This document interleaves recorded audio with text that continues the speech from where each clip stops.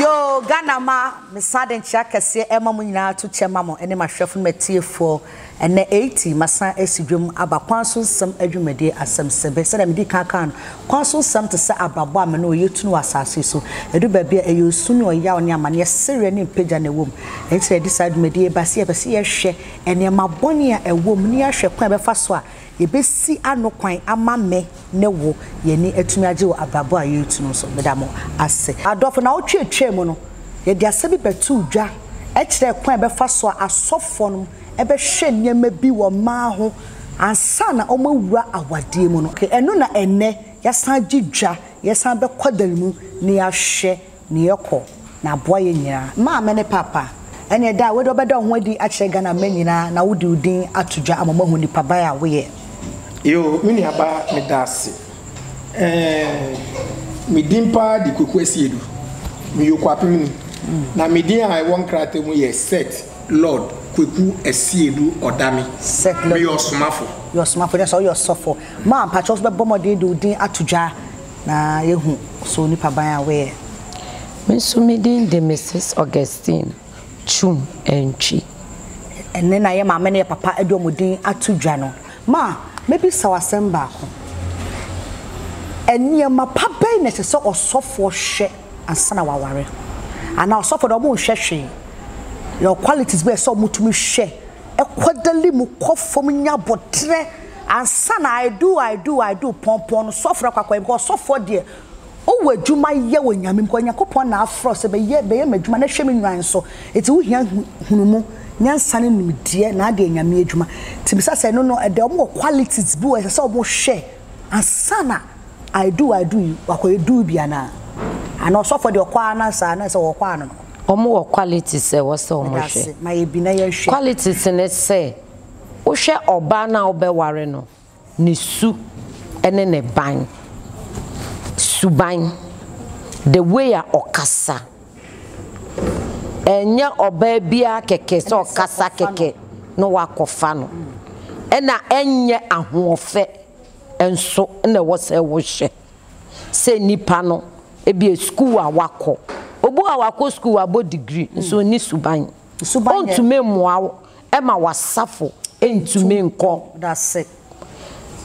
but ni nyina no ye hwe se eyame adom na oba no owo suban oye obetimi aboa ma wo ministry no etimi atumpon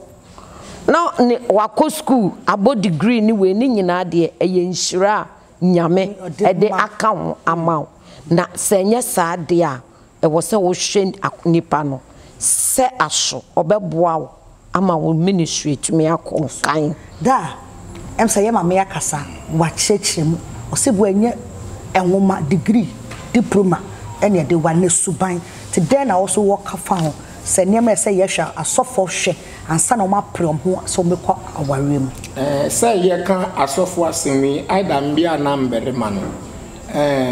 qualities nyina wo Proverbs 31 o se obapa wan no benya into kind Proverbs 31 efi verse number 10 no eba na ewie na o kirew enniama suban a ewo se wuhu ewo oba no na se mi amama kan ye no nipa no wonye hu ni suban oso se mewa no oso se mewa o ware ne sai ahofenti enti ewo se wuto obo sa na wo ye wankasa behind the scene investigation wo ye investigation wo benye hu suban a owo everything atete no ye se enye fie nyina na ye ware mu ebi ana efie bi wo a wo mtwe manso pa enso wo hu no eni so de ne hu ofe na so wo nim na wo ware na Delilah kura mfa no na Goliath so nyine title enti Bible kire yen se emmea warefo embre wo ho ase emma wankasa wonkun no enu nti ena yedi nkankan ye wo ba pa enti se chiro kronkron eka oba pa na je se ye wo ba boni so ewo omo da betimi a che me hono kakra oba boni ne hono me hia hono oba ye wo oba ya titi no fie ena ye wo oba ya yen no fie akankasa no ye ka se oba ya titi no a otena na wofo nchen ne maami eheda ekyeren senia odu everything na ewo akan emre mu no yewo bragro se embayuwa no edu right hona ye tete won ekyere won bibia won beko aware a ewo se won mu ehu eti ofasa antiti enu na okọ aware na se okọ yo Kristo ni baade a already no owo se suban no onimi senia obe handle oberima no afa na se wan first entity enu na okoye namafo yo emeyi bia and ya woka se won wan katinkwan na obe no ane dia warija ye beba efisa wantena ne mame nchen wansua to obetu yam onhunu ye enti no dia asam ebeba enti ni nyina ni subampa ena mpenisi suban etise nyisen seni eti bia no ebepie amobie sede eko da meda sepa ma bepese bibisa se wo yobai a waware sofo a wache ye nema wo ye de boa wasafo ene papa no aso oba bia ena nyankopon abo no abewe se so ware sofo ana ye special ema for asofo koso so obebu ha sofo no kwa ware ndaba no bedura oba kra to me sofo ema okwa so ndem kwa kopiti a na ne John 3:16 adane koso hu oba na ne buafu enam na Yesu kwa sori me meskra ma sori sofo ma mi ntimi nkwa sori me nto ofu na sofo dia toshu ama na ire ahye me ntua me tight sofo ma mi wura so ndem na waka na nimu asi na se that relationship na so ne asori ne man enya no eni ho it is just aso emanyina na ya odenium from above say some worry osofo ana sofo nom ana yo enye manyina na ya odenium some worry asofo ena yenhede ni special ema for asofo no obia to me worry osofo na before ubetimi aware osofo no wonso oba no ana bema na wokọ ware osofo no one e wo se wuhu ejuma potin a osofo no oye se esum na osum no oye enye se wo ba na wo ba esan se yesi osofo sofo maame ana asafo maame asafo papa aniti na eno ano debi enti enye oba bia ena yenhede ni persif emba bia wo se omo ware asofo but menya tese asofo ni super ma kokko pa na se de ka se emma bia ye ma nya ne adonum ye se asofo ni per ma kokko ne wo bosi na so mo no so ye be ne de anada me boa ye se so be per ma omo bre se ko ono mo ja tuntum fo ne go ena mo fa kokko no mo bre kala na mo de bre mama enye bre mama pacho minji wanu ye wai enye no bre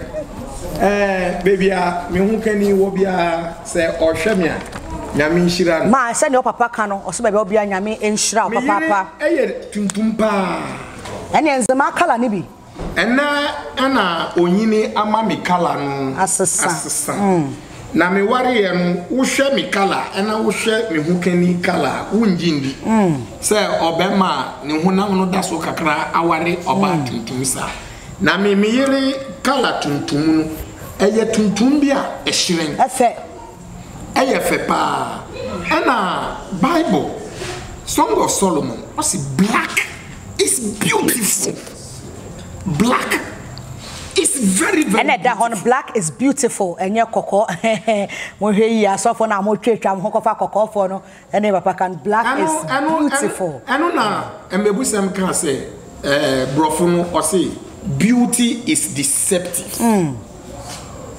Emma kokko obi say no ware oba kokko kura no dadem ne ya ye light up yes so ba on no so light na so pa say ye doom lighter mama minyi bebrede na ni amehu aware mu ni say emba kokko fo entina oberima ba ko ho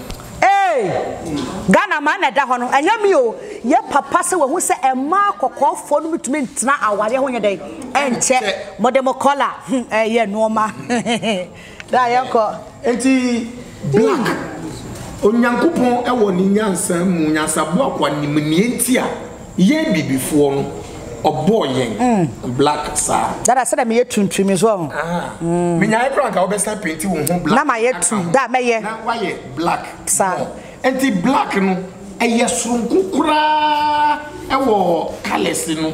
ni nyinam se wo bedi oba kokko echi a nokure ni ubedi wo dok wo beto jam anye sanso a ubedi oba kokko echire na wankasa wa hye wo ho akonfo enti wo bisa mama asembi se so emma no nyina na wo so mware asofo ana asofo bere me bi wo wa ware ansa onya ofre no enti ono already no ware enti ono ni say no bro ni beka say he is not predestined to marry osofo and osofo bi so wo wa ye frem onya ofre na chi no ansa na o ware asofo dodo wa say na wo wiase enti say mbe nyina na wo so mware asofo dia ende na asofo mama nyina ye be ware 10 11 11 12 ena ya de so a onyankopon echi enti bro ni be say na it's a matter of choice say we obea na wuti ye a oberima na ana obea na nyankopon afre ne so mbe som no esa na edwuma no se na ye dinti onyankopon kasa be ma no kehire a ode be soa na sa kehire no ni obea enti anya mba nyina se na anya mba nyina ena they have been predestined say on be di asofo ma me pese me bisa question me say papa me da wase pa me pese bisa say asofo betumi atwempena ebia na okọ ware wato ne bo odekofo be ya ba obey ba ku menu miensa fe Delilah wasore sofo kam menu no kam yensa counseling osene ma na do so do ena kwa na course anadwedo ha na nkwa na kren eyedie sofudie na wudie edi asem o tete sofo ni hu twa no ogene ho ayeni onya peace onu so ye nipa moja wonimu do so nya me nipa timisa se eba sa na ohaw ne befie na wo tete sofo no no o te se o man ho to na o ho kwa so okotwempena na pacho debi na won trase se no ba wu oni ho kwan se okotwe empena sena onyankopon tro na ekire yen osese bema oba baako oba bema baako wanka se oba bema mienu ana bema ema mienu debi se wonya de wuti ewremu no untumi ensan wachi ebiem na monia ewo se wo yese ukọ nkotodwe nim na osre nyame ho adom ene ne moa ba se ode empnatwe ana kanche mebi ebehye ho asamo nsa asofo no bi ho mo twe asofo mo twe me pacho mintimi enjeje oba na ayama na koye de won se woye enye ne pe wonya ko betra ba kono but da enkoye minim sa o so ye nipa nanso mintimi enjeje onipa ba na se ye ka se na tro no ekire yen a ye di echi no meka se osofo bia otesa mesre ne se onsan nechi onko ni kotodwe nim no nsre nyame bonifache na onsre nyame obesesa oba no aman ma me das da sene ma meka no eba na to ne edin asofo ne nko ni kotodwe no mompa ye nsre nyame na obesesa oba no ana waye boni po a nyankopon de beche no da na to be se bisa empana twe ba te se mu ode for kan to sofo twe bia waye boni ana cause wa ware se de wuke na enkoyi menim sofo bia wa ware ne yire oba na oba ne bre ne ho ase wode ne tu ne ho edu ba bi no da enya sam ketwa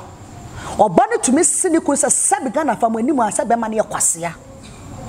onye dwane mani kunu no kokon se na se so no a ebenben hwatiti osofo ikom owonyame ma hwan a wo hwe wom se de me ken eti e basra ne ho kire na papa wo kotwempena efo so onye bone ana waye bone nabi ana oni hu kwan o ntena ho a mini mama ya adwen waye bone 24 kan wasen bi de eleko mankra wonam wala kafa ba churo ho Enti wo be ma nankasa no wakoye wo choice.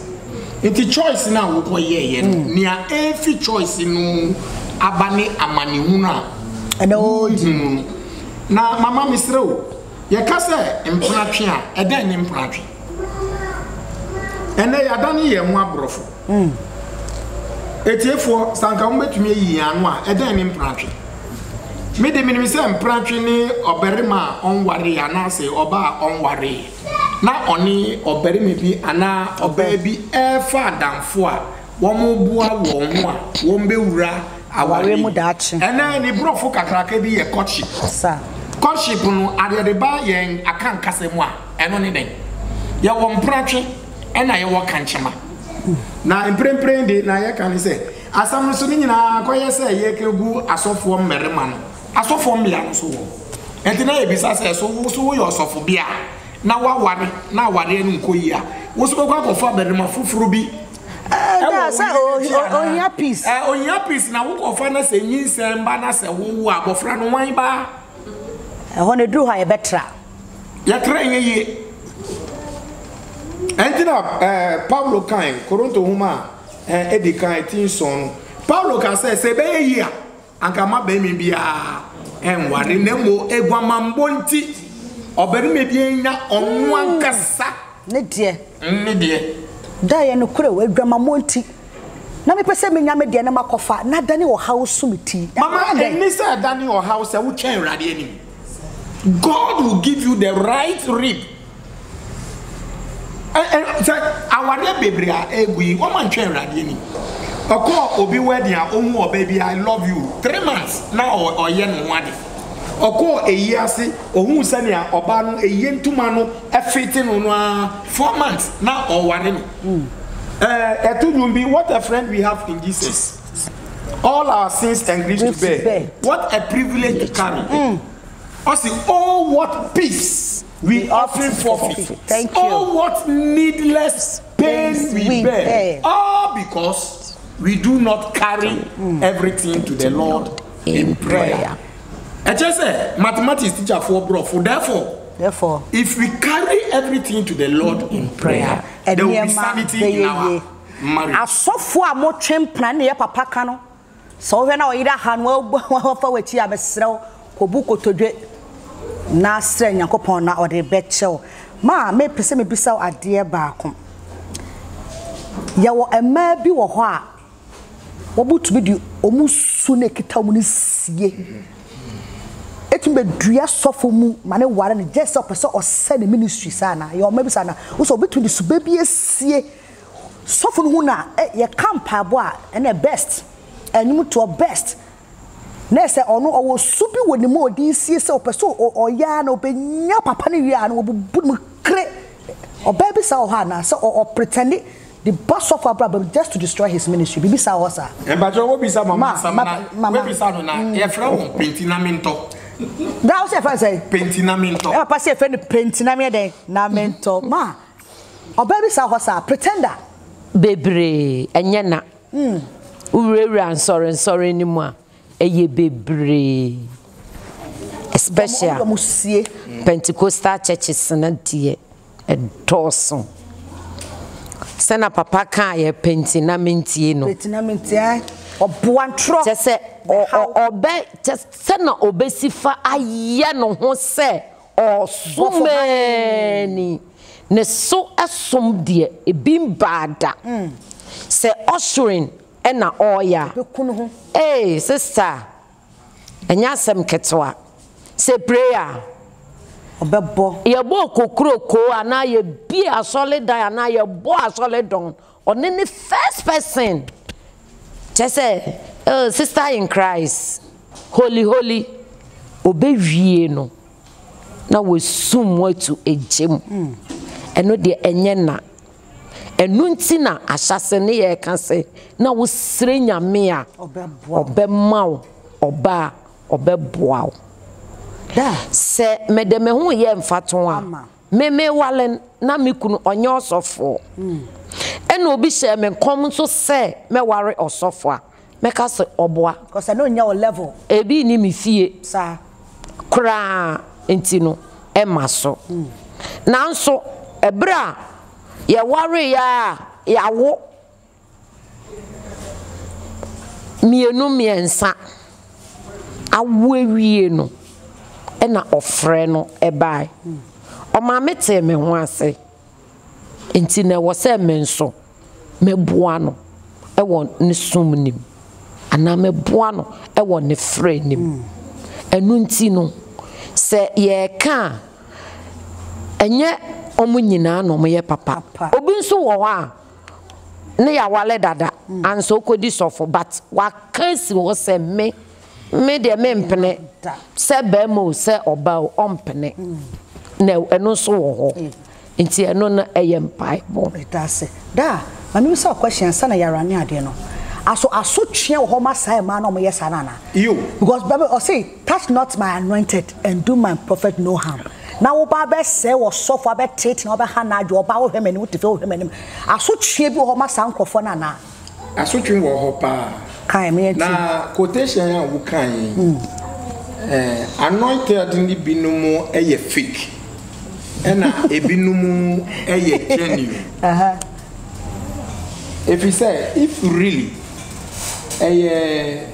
divinely anointed say nipa no wo kaseti anu mpo a asotwe wo ho ma wo ho e de ma min ko mechi kakra nia mama kan ye no obie bi wo ho a na nokure ni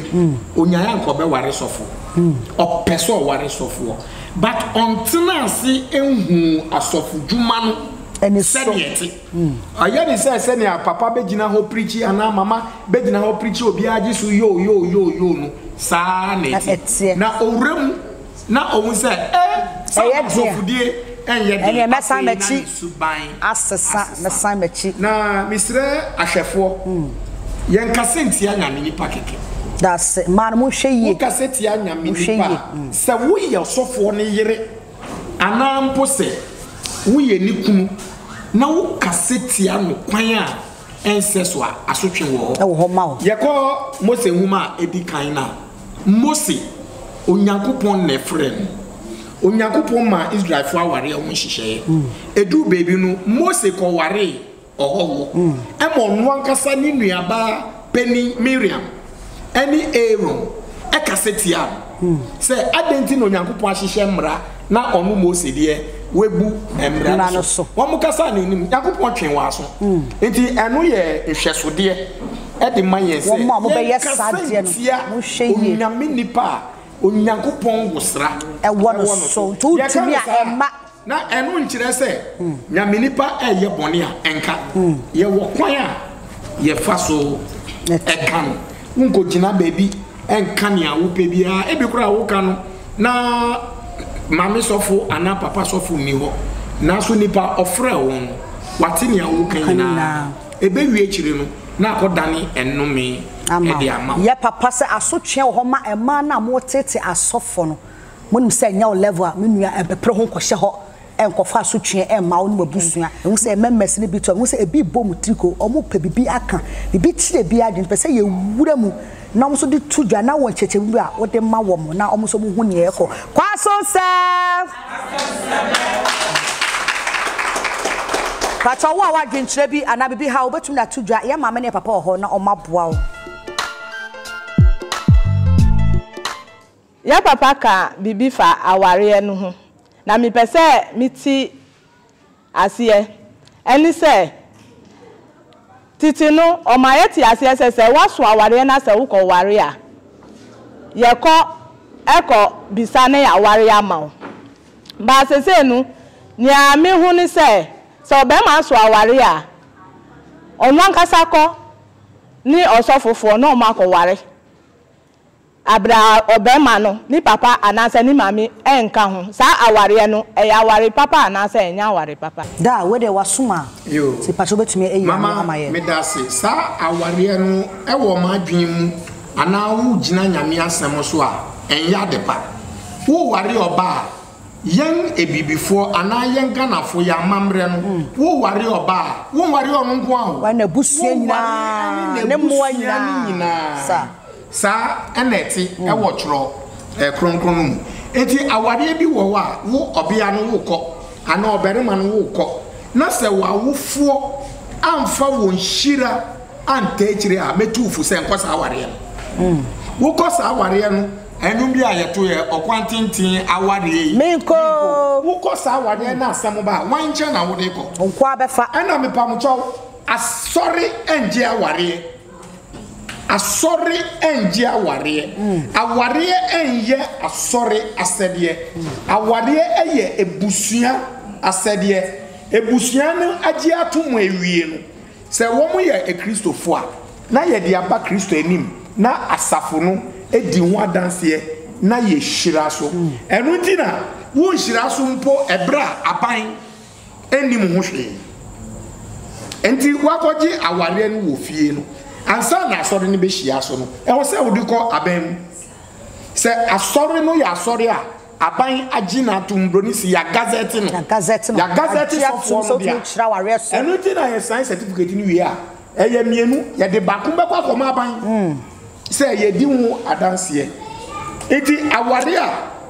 ebusua enunu enim ho hwe no mepam chawo enye aware pa wo ko na asamba enye fa na wo de ko sofo na o hira aso no eye aso de ye transfer ya sofo a basa beba na se sa sofo no ya transfer no na wo ye dey na me na wo de bra me ana se he na wo de ko enti eye se ebusua energy aware enye asori you miss me question pese me bisa ne se aye asofo ne asofo ma aware na asofo aware no pese me se sofo bi ne yere entemba ntawantawa na se omugya asofo no won kwan so sanko ware foforo ana wo transem ne se ade bi ayaka bomu no yintumi ntiti mani enyeye eno ti se sofo eja ne yere na enye adwamambo a so sofo no betumi agina so e de eja ne yere na akware oba foforo ana egwamambo no mpo Paulo ka se so ba kokobo egwamambo na wo pe wade a fanosa ompa utmi maneko aha ana woman no konso a Bible say woman no kwa wonware biem wonware ene be yedin wabo egwaman abede didi ho abeso dieba wabo egwaman enti ni abema no ebisa ye no eye ntiase ni eba ye bia mo mienu no montenase me come media akire mo ama ware for the past 32 years dana we de wanyini mu ni ama famu no se nye urade a ankaja wa 5 years mpo ena ma ware eguye but atuni yedin I take it to the Lord in prayer that's it and then me kashe urade anyunyam say oba na obonsam yusu no gensi me ene onu mo ene ohia obonsam wo baby a aka ni ode be obonsam kra no enye enu ni meka enu hye ewrade anyunyam efiso Yakupon etan onchi o otan awari according to Malachi chapter 3 me so me question is say me papa kasa no kan bibi ma etwi me pa se oba kokko ha adwen oba kokko nko na ha adwen na me so me bisa se ama tuntum de omo ha adwen ana da se de enu aba ne ka oso se ema kokko ha adwen ema tuntum ye ha adwen atwi no eto se hyerenye se ne won sore onu aba ema no ntwiu enye sa na me ka se emba akokko no bebre etumi nchewa ware ase Bible say obonsam oba begigi wa na waye no ti se han bofo enti sa kala no ena eya odeba yewo emba akokofo a yatiti won wawurade mu a won suban no superb eye soronko efe ena sanya mpenifo ka se ekrobia no emensa ewo mu no ema tuntum so ye wo binum a anka Jezebel kra emfa no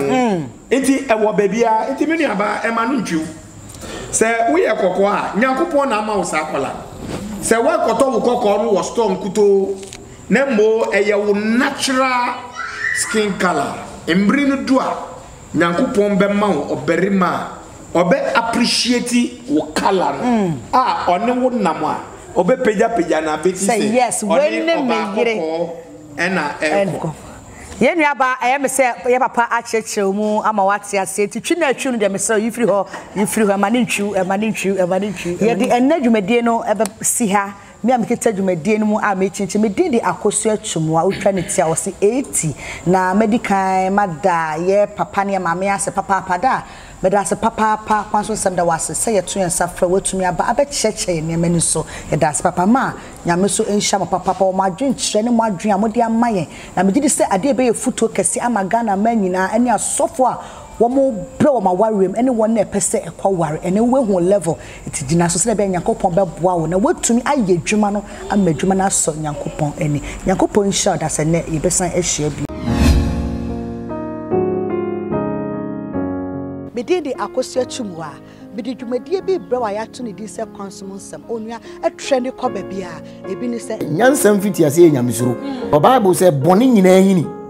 ene iska me twa no wo se ebufo ni bi eye ade ye eno ne ebufu a esiesi ade no ebi na Jesus Christ ye no Jesus Christ was very angry but it was a righteous anger.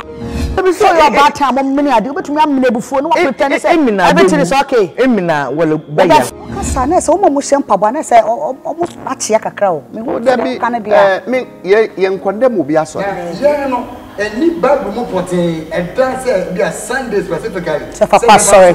mi wo no ne sorry no o sorry go say that kwaso sem asem sebe ekwa no de edemu ten na so de bia eye peche enti de peche ne be hwe ne atuni na bibia ye fine